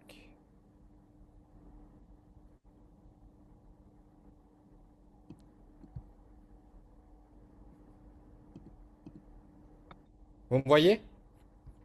Oui, là, on voit le diaporama. Voilà, là, en plein écran, parfait. Bon, c'est bon. Alors, ça aura fait la pause pour tout le monde. C'est parfait. Voilà. Donc, je vais vous C'est présenter. la mi-temps, c'est la mi-temps C'est la mi-temps. C'est ça. Il faut revenir à l'actualité, hein. à l'actualité. Donc, je vais vous présenter ce cas clinique d'une hypoplasie du ventricule gauche qu'on a pris en charge au CHU de Bordeaux. Je pense que ça va un peu se télescoper avec ce que vous avez dit, professeur Schreiby, et ce que je viens de vous présenter dans le cours. Donc, l'histoire de la maladie, donc, écoutez, évidemment, on est dans cette thématique, donc il s'agit d'une hypoplasie du cœur gauche. Un diagnostic anténatal a été effectué. Et le dossier a été présenté à ce que nous on appelle un CPDPN, c'est-à-dire un centre pluridisciplinaire de diagnostic prénatal. Donc il y en a une cinquantaine en France et ça regroupe des spécialistes. Alors il y a évidemment des cardiopédiatres, il peut y avoir un ou des chirurgiens, il y a des généticiens, il y a des gynécologues obstétriciens. Et il y a également des spécialistes, mais pas que du cœur, mais d'autres organes. Ça peut être le cerveau, des neurologues, etc. Et le but, c'est que les dossiers complexes, comme les hypoplasies du cœur gauche, soient présentés pour s'assurer finalement que le dossier qu'on présente, bien, je dirais, respecte, je simplifie au maximum, hein, mais une certaine éthique et qu'il n'y a rien qui pourrait s'opposer, si les parents évidemment le souhaitent, et là c'était le cas dans ce dossier-là, il n'y a rien qui s'oppose à une prise en charge tout en respectant une certaine éthique et l'avis des différents spécialistes. Et c'est normal qu'il y ait les autres spécialistes, puisque, on vous l'a dit, hein, il y a des atteintes génétiques assez fréquentes et des atteintes extracardiaques également assez fréquentes. Bon, là, il n'y en avait pas retrouvé sur les prélèvements qui avaient été effectués. Donc, et c'était bien entendu la volonté de la famille de garder l'enfant. Ils auraient pu s'y opposer et une interruption médicale de grossesse aurait été tout à fait recevable dans des cas comme ça, évidemment. Donc le poids de naissance, c'est 2,9 kg, donc c'est un nouveau-né de poids tout à fait satisfaisant. Et vous voyez que c'est un dossier assez récent puisque la naissance, c'est le 8 juin 2023. Donc comme il y a un diagnostic anténatal et c'est ça qui est intéressant, il n'y a pas une découverte en catastrophe à la maternité ou à la sortie de la maternité, voire parfois malheureusement des enfants qu'on retrouve décédés dans leur lit à la maison. Mais c'est un enfant qui est immédiatement mis sous prostine et une nouvelle échographie cardiaque transthoracique est réalisée, mais qui ne fait que confirmer ce qui avait été vu en anténatal, à savoir une atrésie aortique associée à une atrésie mitrale. Et d'ailleurs, petite parenthèse, les formes avec atrésie aortique, atrésie mitrale, c'est plus de 50% des formes anatomiques d'hypoplasie du ventricule gauche. Donc, ben, vous voyez qu'il y a cette échographie cardiaque qui est réalisée, transthoracique, 4 cavités classiques, et on voit bien, et c'est ce que je vous disais tout à l'heure, et ça correspond parfaitement à la définition, on peut dire, une quasi-absence de ventricule gauche, avec une valve mitrale qui est ridicule en taille, hein, c'est quelques millimètres, et qui est surtout avec aucun passage au travers de celle-ci. Et ça, c'est la même image avec un flux donc Doppler. On voit qu'il y a quand même une CIA qui est déjà relativement large, et ça, c'est plutôt une bonne forme pronostique. Et on voit que cette valve tricuspide s'ouvre bien et que la fuite tricuspide résiduelle est, pour ainsi dire, minime. Et on voit par ailleurs que la fonction du ventricule unique dans son ensemble est plutôt bonne. Donc, sur le plan anatomique et échographique, il n'y a rien qui s'oppose à une prise en charge chirurgicale. Et enfin, la dernière chose qu'on regarde évidemment, mais ce n'est pas une grande surprise, là c'est une image arrêtée, hein, mais vous voyez là cette aorte ascendante de tout petit diamètre avec une crosse qui est mesurée à presque 3 mm de diamètre. Et en fait, ces aortes là qui sont toutes petites, ascendantes qui sont toutes petites, on dit qu'en fait, on les appelle des tubes coronaires. Parce qu'en fait, elles sont du diamètre parfois à peine plus gros d'un tronc coronaire gauche. Donc elles ne font finalement qu'assurer que la vascularisation coronaire qui se fait à rétro. Donc cet enfant va avoir une première étape du programme de Norwood. Et ça, c'est très très très important cette phrase. J'aurais dû d'ailleurs la surligner. C'est que c'est très important que les enfants arrivent à la chirurgie avec un équilibre hémodynamique qui est préservé, à savoir un QPQS qui reste proche de 1. Et la meilleure solution d'avoir ça, finalement, ben, c'est d'opérer les enfants dans la première semaine de vie avant que les résistances pulmonaires commencent à baisser et que ce soit la grande inondation des poumons au détriment de la vascularisation de l'aorte. Et là, c'était le cas. L'enfant arrive à la chirurgie dans un bon état. Et vous voyez, on l'opère le 13 juin pour une naissance le 8 juin, donc 5 jours après la naissance. Et on fait une intervention de Norwood-Sano en mettant un tube de 5 mm, donc plutôt petit, et on réalise bien entendu la trio-septectomie, élargissement de la crosse de l'aorte et de l'aorte ascendante. Donc on fait ça à J6 de vie. C'est un enfant qui va faire 8 jours de réa. Les suites opératoires, je dirais, ont été relativement simples. Alors c'est un enfant qui est sorti sternum ouvert. On a pu fermer le sternum 2 jours après la chirurgie dans de bonnes conditions. C'est un enfant qui a été extubé à J6 avec des suites donc relativement simples. Et au total, c'est un enfant qui va rester 3 semaines et demie à l'hôpital avant de rentrer à la maison. Et quand je dis que ces enfants rentrent à la maison, c'est quand même des enfants qu'on suit de près, c'est-à-dire que c'est des enfants qui vont être revus de manière fréquente, souvent une fois par semaine, soit ici à l'hôpital, soit sinon par des cardiopédiatres de proximité. Et c'est souvent des enfants qu'on va surveiller à distance avec des appareils connectés où on va pouvoir avoir une surveillance de la saturation de manière extrêmement rapprochée, ce qui va nous permettre de détecter des anomalies quand il y en a et donc de pouvoir prendre en charge avant qu'une catastrophe arrive.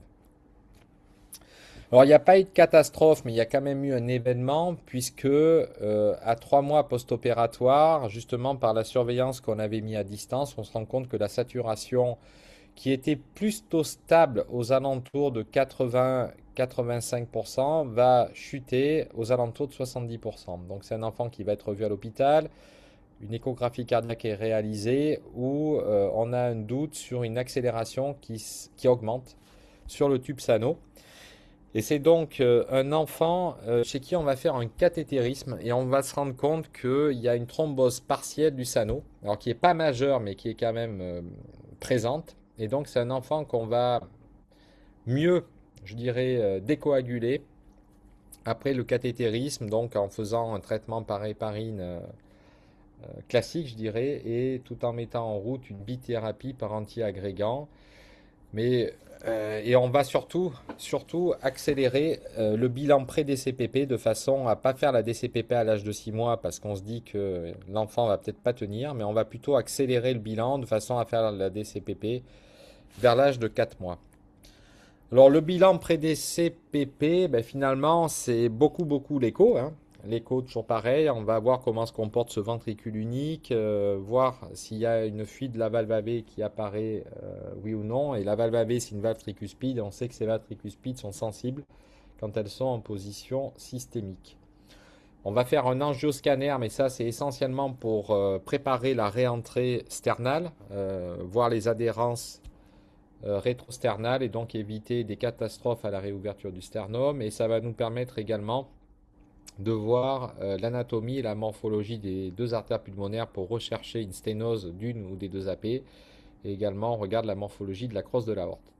Et là, pour le coup, l'enfant a eu un cathé qui nous a montré qu'il y avait une thrombose partielle. On ne voit pas l'intérêt de refaire un cathé près des CPP qui ne va pas nous apporter grand-chose de plus. Et donc, on fait cet écho, je dirais, près des CPP qui est très proche de celle qu'on avait fait en préopératoire, à savoir une fuite de la valve tricuspide qui est modeste, une bonne fonction du ventricule unique, et donc on va pouvoir opérer cet enfant un petit peu en accéléré, puisqu'on va l'opérer quasiment au tout début de son 4e mois de vie.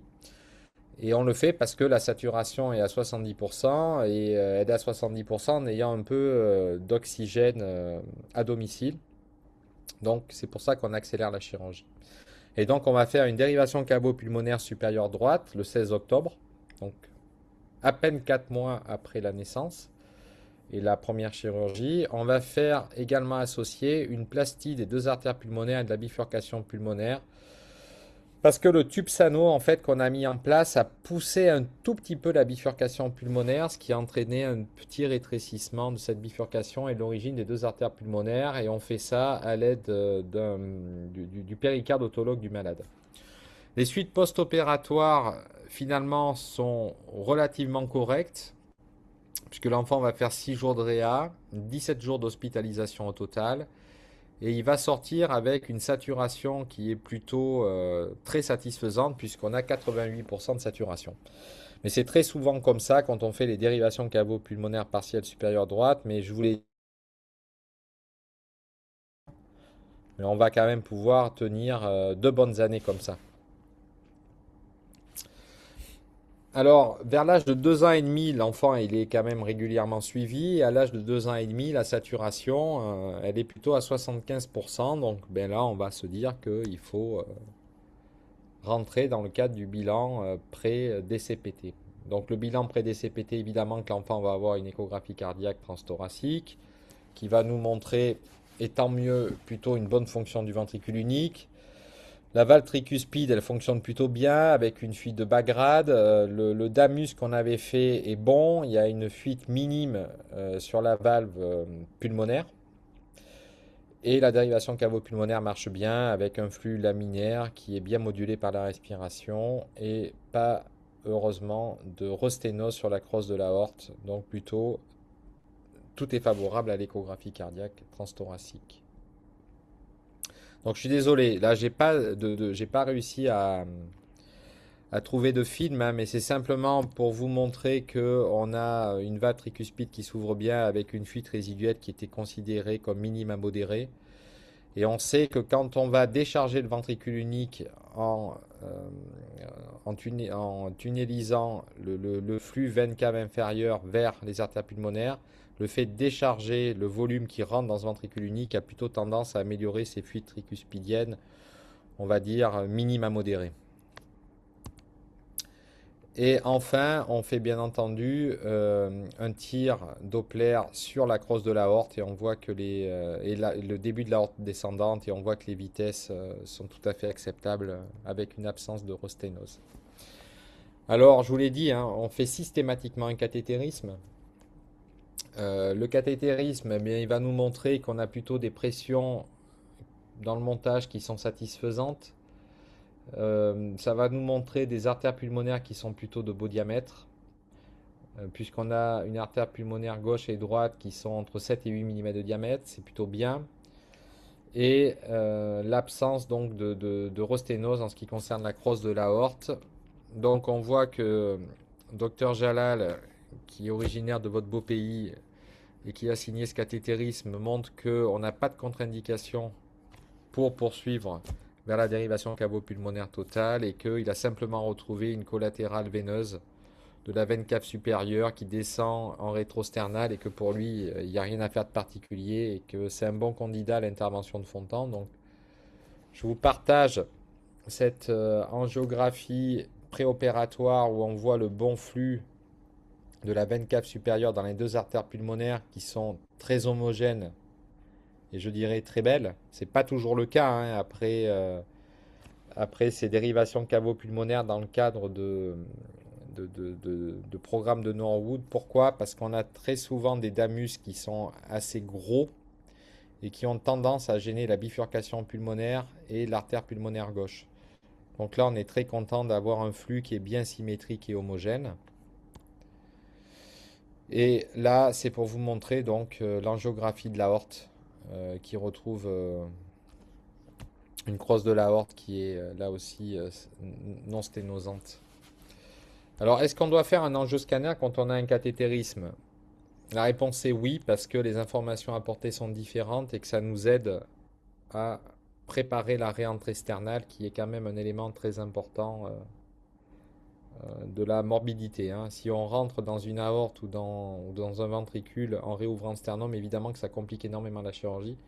Donc ça nous guide énormément avant de réouvrir le sternum. C'est pour ça que l'angioscanner est absolument indispensable. Donc là, je vous partage l'angioscanner préopératoire où on va voir que ben, l'aorte est jolie. Hop, je vais accompagner tout ça là. Hop, vous voyez la crosse de l'aorte, c'est bien homogène. L'aorte descendante est belle. Et on voit bien, mais ça c'était connu au cathé. Hop, on voit bien nos deux artères pulmonaires là qu'on voit ici qui sont de beau diamètre vous voyez, cette artère pulmonaire gauche, pourquoi elle peut être gênée par le damus? Bon, là, c'est pas le cas, mais on peut imaginer que ces damus qui sont toujours très gros peuvent venir comprimer en arrière l'artère pulmonaire gauche, hein. Voilà, et pour le reste, il n'y avait rien d'extraordinaire. Et là, c'est la même chose en sagittal, hein, où on s'est focalisé un peu sur l'aorte. Bon, on a une belle reconstruction de la crosse, on est content. Donc la troisième étape de ce programme de Norwood, c'est donc la dérivation cavo-pulmonaire totale avec mise en place d'un tube extracardiaque. Donc on a réalisé cette intervention il n'y a pas si longtemps que ça, hein, c'était le 20 mai 2026. Donc on a pu implanter à un peu plus de 2 ans et demi chez cet enfant un tube de diamètre 18. Et je vous explique pas pourquoi, puisque j'en ai parlé dans le cours. On a fenestré cette dérivation cavo-pulmonaire totale. Alors les suites ont été initialement très simples, sauf qu'on a dû reprendre l'enfant 6 jours après la chirurgie pour une médiastinite, ce qui fait que la réanimation a été plus longue que prévu. 15 jours de réanimation au total, et l'enfant est sorti il n'y a pas très longtemps de l'hôpital. Il est resté au total un mois et demi. Pas un mois et demi, mais un mois et une semaine à l'hôpital. Mais quand il est rentré à la maison, il allait bien, il n'y avait plus aucune séquelle de médiastinite, la cicatrisation était acquise et on avait une saturation qui était aux alentours de 90%, donc on est plutôt satisfait. Alors, est-ce que pour autant l'histoire est finie? Alors évidemment que non. On est content d'être arrivé à cette troisième étape du programme de Norwood, mais évidemment que maintenant on rentre dans une phase chronique de suivi cardiopédiatrique où nos amis cardiologues vont aller checker la fonction du ventricule unique, ils vont aller checker toujours le bon fonctionnement de cette valve tricuspide et puis commencer à checker les signes éventuels de failing fontant de façon à mettre en place des traitements adaptés pour essayer d'améliorer le confort de vie et la survie de ces patients. Et en ce qui concerne cette fenestration qu'on avait mis en place, évidemment qu'à l'échographie, on va chercher à voir si elle reste perméable. Il faut savoir qu'à 1 an, en gros, un tiers va se fermer tout seul spontanément. Un tiers va rester perméable et le restera parce que, pour plein de raisons, on n'a pas intérêt à fermer la fenestration. Et un autre tiers sera fermé par cathétérisme interventionnel. Voilà ce que j'avais à vous dire pour ce cas clinique. J'espère que j'ai pas été trop long. Je vais arrêter le partage et revenir vers toi, Saïd, et vers les questions. Merci infiniment, professeur Roberti, pour cet excellent exposé, très clair, très, très bien illustré, avec ce très beau cas clinique. Est-ce que tu peux activer ta... Oui, Ah, voilà, comme ça on va te excuse-moi, voir. j'avais coupé, je sais pas. Désolé. Bien sûr. C'était vraiment super, magnifique, surtout le cas clinique qui illustrait un petit peu les différentes étapes de la prise en charge de cette maladie qui n'est pas facile quand même. Et quand on commence à comprendre un peu mieux, autant sur le plan diagnostique, mais aussi en termes de thérapeutique, quelle est ton impression actuellement, François, concernant la tendance, les tendances actuellement à Bordeaux? Est-ce que il y a moins d'interruptions de grossesse ou est-ce que euh, on a remarqué qu'il y a moins de parents qui vont arrêter les grossesses? Moi, je pense Moi, que. excuse-moi, moi Ouais. j'étais à Genève en 97. Il y avait beaucoup d'interruptions, hein, beaucoup d'interruptions. Discuter avec les parents, c'était c'était une autre situation. Non, alors, je pense que c'est quand même. Alors, je vais étendre un peu au-delà de Bordeaux, hein, mais je pense que Oui, c'est très lié à la population d'une manière générale et il y a un aspect religieux qui est quand même extrêmement puissant dans la décision, hein. Ça, c'est indéniable, hein. Indéniable. Donc, en fonction de la religion, de ses croyances personnelles, eh on va garder un enfant, je dirais même, entre guillemets, hein, s'il a une cardiopathie congénitale, je dirais complexe et quelque part sévère. Parce que voilà, on estime que la vie est un don et que de Dieu et qu'on se doit de la respecter. Donc, moi, j'ai pas de débat là-dessus et c'est très très lié à ça. Vraiment. Donc le nombre d'interruptions, je pense qu'il reste à Bordeaux en tout cas à peu près similaire à ce qu'il existait. Et globalement, on opère ou on prend en charge, parce qu'il y a aussi des hybrides, entre 4 et 5 hypoplasies du cœur gauche par an. Voilà, c'est à peu près stable. Et est-ce que tu as tendance, enfin je sais que tu les vois pas en période fétale, mais est-ce que l'équipe, elle a tendance à influencer un petit peu les parents? Alors, ça c'est un énorme débat. Pour répondre à la première question, est-ce qu'on les voit pas? Alors, c'est pas tout à fait vrai parce qu'il nous arrive de les voir si les parents demandent à rencontrer un chirurgien D'accord. en anténatal. Si c'est le cas, on rencontre les parents volontiers, hein, on ne peut pas s'y opposer, hein. Et après, est-ce qu'on influence? Ça, c'est une vraie question. J'ai pas la réponse. J'ai pas la réponse parce que c'est très compliqué d'être jugé parti, je dirais. On essaie de donner une information extrêmement neutre et la plus loyale possible. Oui, bien sûr qu'il y a toujours une part d'influence, hein, toujours. Mais on essaie de rester très, très, très, très neutre et loyal en revenant au maximum aux faits, à ce qu'on sait. Point. Sans embellir ni noircir. C'est très complexe ce sujet-là. C'est pour ça que moi, personnellement, j'ai- je préfère ne pas voir les gens en préopératoire, pas en préopératoire, mais en anténatal dans ce type de cardiopathie. Parce que Mm. je trouve que c'est compliqué la neutralité, à mon sens. Oui. Mais c'est un Et sujet. oui, oui, oui, ben, je suis tout à fait d'accord. Et puis, il y a une question aussi sur le chat qui rejoint un petit peu le commentaire que tu viens de faire, dans le sens où euh, on fait une écho anténatale, on trouve un syndrome d'hypoplasie du cœur gauche avec des critères de gravité ou sans critères de gravité. Chez nous, le problème, il se pose un peu moins parce que on n'a pas encore une chirurgie qui est généralisée, hein, donc il faut le dire. Mais il faut dire que le plus souvent, moi j'en vois un par an, un tous les 2 ans, peut-être. Ils sont pas très nombreux. Et je discute avec quelques chirurgiens, ce qu'il y a du nouveau. Est-ce que, donc, si on a des chirurgiens avec nous dans l'audience, donc, qui peuvent dire un petit peu leur, euh, leur avis, peuvent nous donner leur avis quant à l'opérabilité de ce genre de chirurgie, ça va nous aider, puis ça va éclaircir aussi l'opinion cardiopédiatrique. Ça va être extrêmement intéressant. Donc, je disais qu'il y avait une question sur le chat. Euh, alors, je vais y arriver. Alors, justement, concernant le devenir de ces patients-là, tu l'as très très bien dit. En France, par exemple, on est aux alentours de 50% de survie vers 10 ans, ce qui est, on peut le prendre bien, hein, donc ça peut être bien, mais ça peut être aussi, donc on peut le prendre comme on veut. Mais moi, je pense que par rapport à il y a longtemps, c'est très très bien. Et comment ils prennent la chose, les parents? Est-ce que on leur expose un petit peu ça? C'est-à-dire que ils vont avoir, pour répondre à la question du chat, donc tu es d'accord avec moi que ce sont des adultes, enfin les fontants en général, ils vont avoir une qualité de vie qui est moins bonne que la population générale.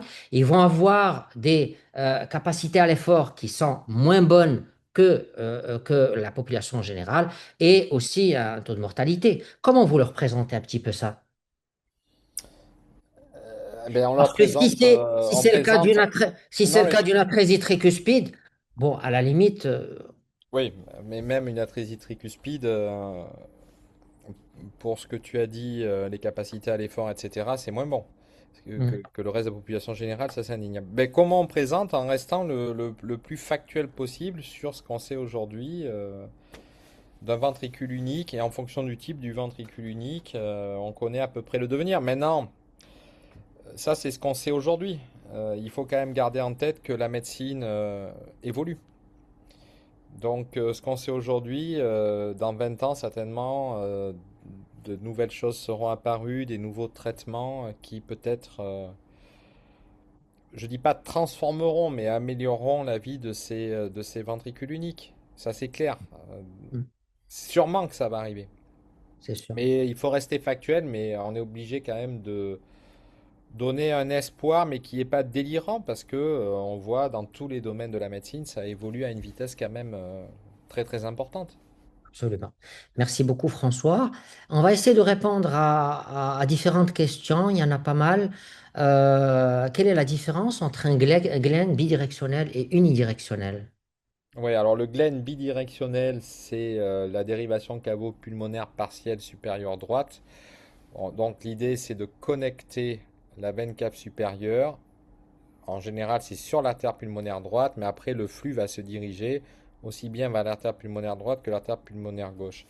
Le Glen unidirectionnel, c'était les vieilles interventions de Glen où on connectait la veine cave supérieure uniquement à l'artère pulmonaire droite.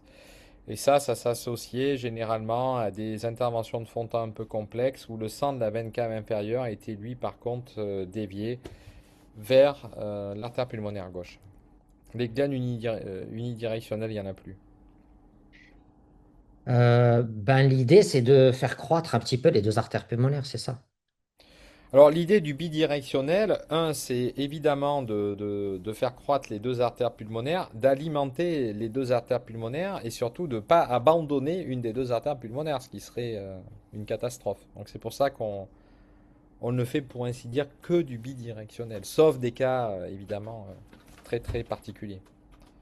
Merci beaucoup. Est-ce que tu fais systématiquement un angioscanner avant toute DCPP ou bien toute DCPT?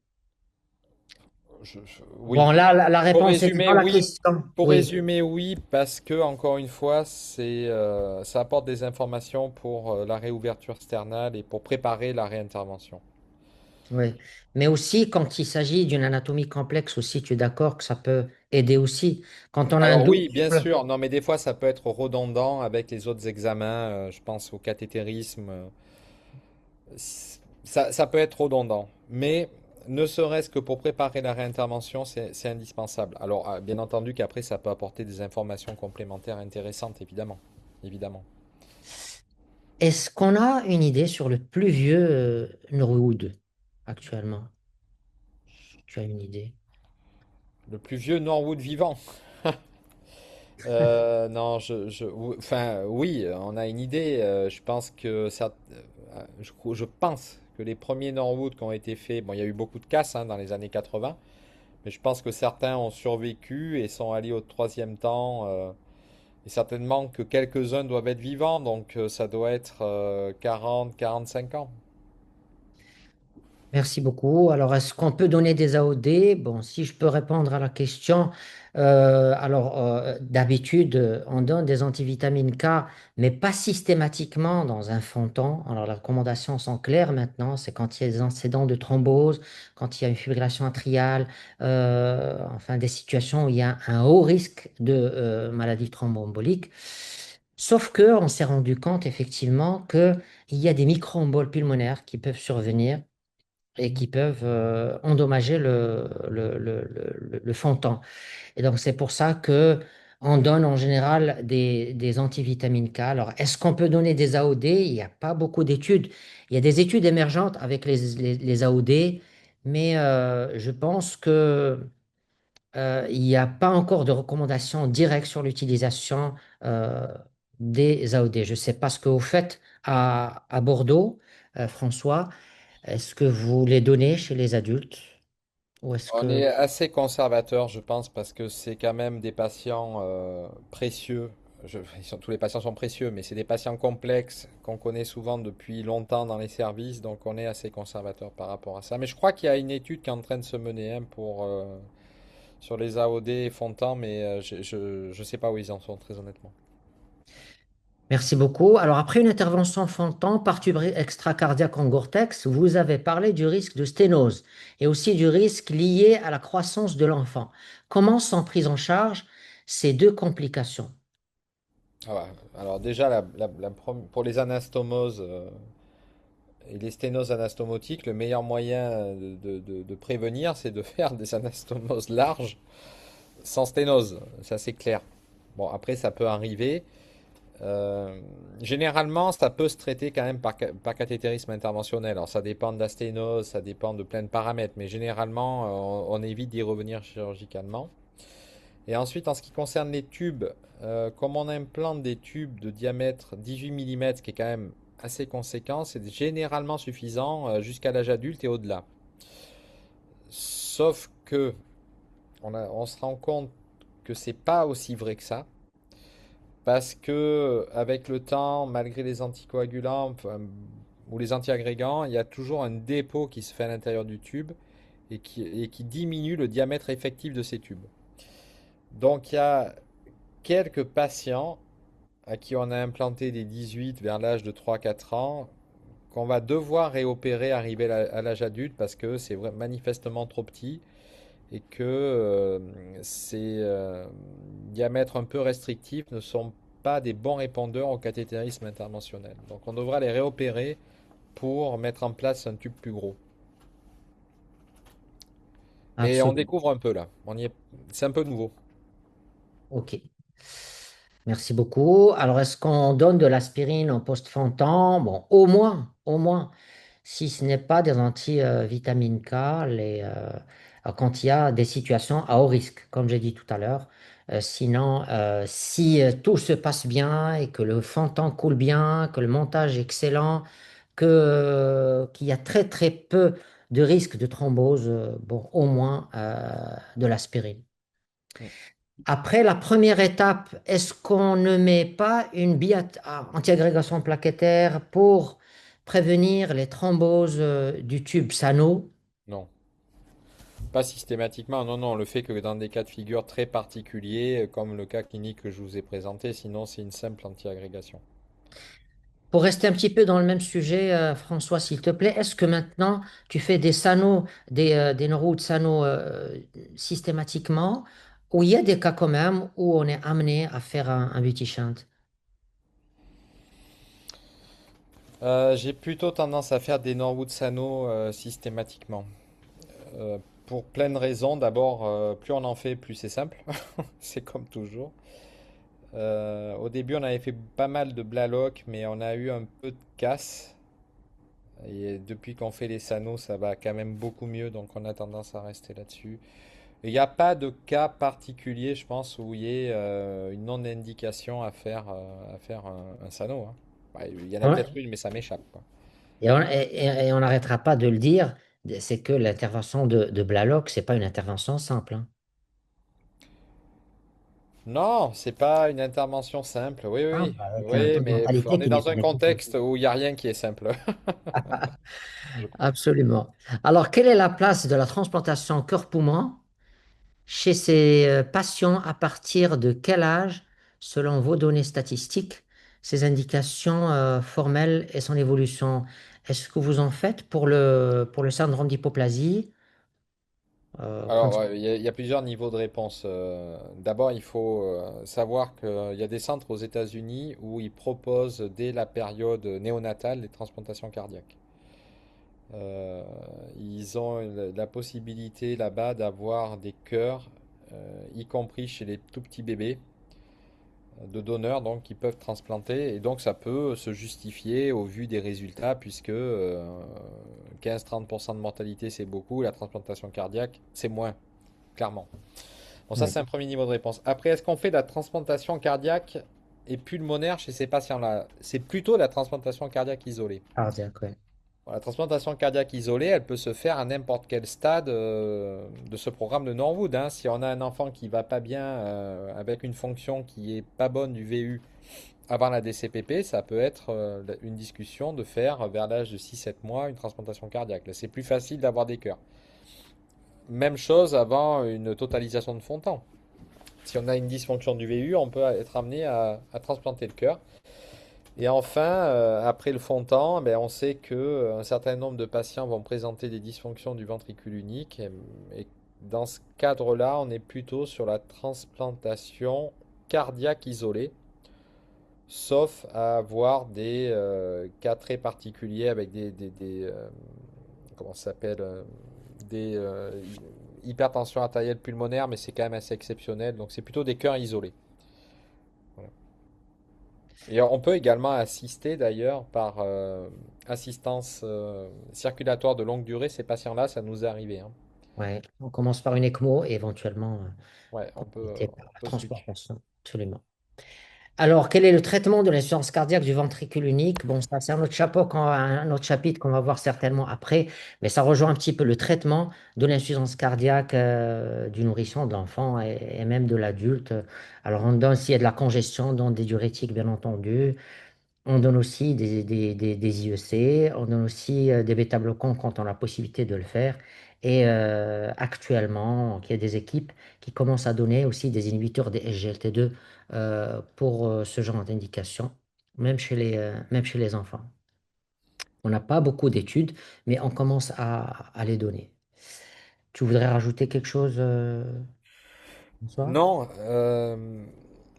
je pense que tu as tout dit. Après, c'est très particulier le fond de teint parce que il y a deux modes de défaillance, hein. Il y a la défaillance qui est liée à un ventricule unique dont la fonction va s'altérer pour des raisons complexes.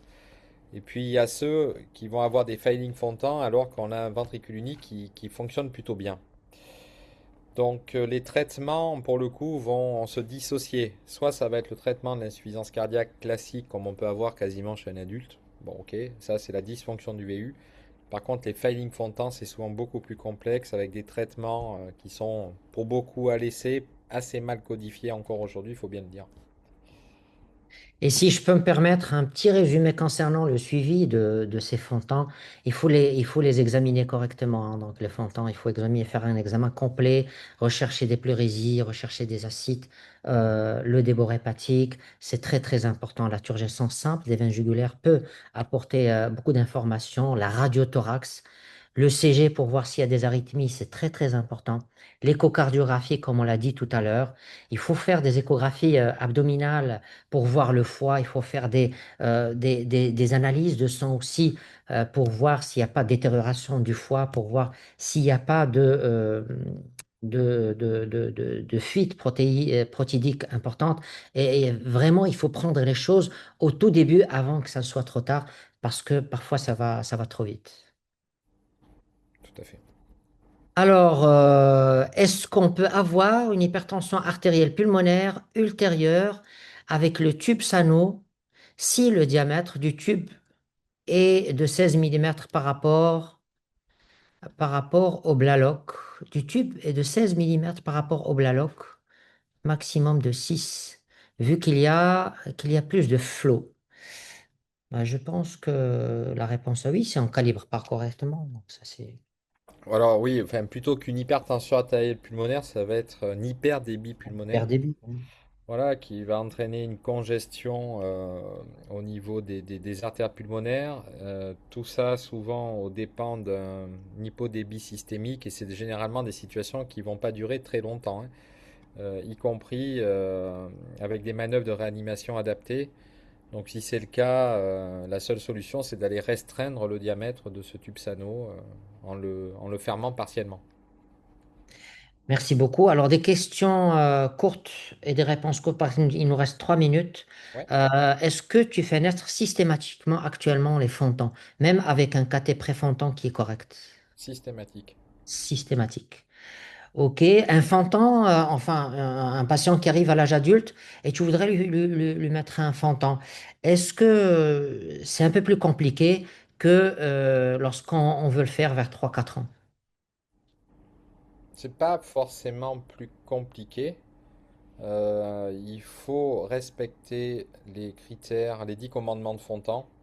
Et si globalement tout est ouvert, il n'y a pas de raison que ça ne fonctionne pas. Je vous rappelle juste que les premiers Fontans qui ont été faits, il y avait des patients qui étaient des vieux ados, hein. Donc, voire des adultes. Et ça marche. Il faut respecter les critères de Fontan. Enfin, les 10 commandements. Je crois que c'est un message clé avec lequel on peut terminer, hein. C'est-à-dire que parmi les meilleurs, parmi les éléments garants d'un bon fond de temps qui va couler bien et qui va durer dans le temps, qui va avoir moins de complications, c'est qu'il faut respecter les 10 commandements qui datent maintenant de quoi? De 50 ans avant de faire une intervention de fond de temps. Tu es Ouais, d'accord? absolument. Et voilà, donc il faut absolument vérifier la fonction du ventricule unique, vérifier les connexions veineuses pulmonaires, les connexions veineuses systémiques, les résistances vasculaires pulmonaires. Tout ça, ce sont des éléments. La valve AV aussi, qui est extrêmement importante aussi. Donc tout ça, c'est important pour assurer un bon suivi, un bon follow-up de l'intervention de follow, de Fontan. En tout cas, je voudrais, avant de terminer, remercier l'assistance qui était nombreuse à nous suivre malgré que le sujet est un peu pointu et malgré qu'il y avait le match aussi de Brésil-Japon. Je sais pas comment ça s'est terminé, mais le Japon, il gagnait à certains moments 1-0. Donc, je tenais à les remercier de nous suivre. Je voudrais remercier infiniment le professeur Roberti François qui nous a vraiment régalé avec ce topo magnifique et ce cas clinique.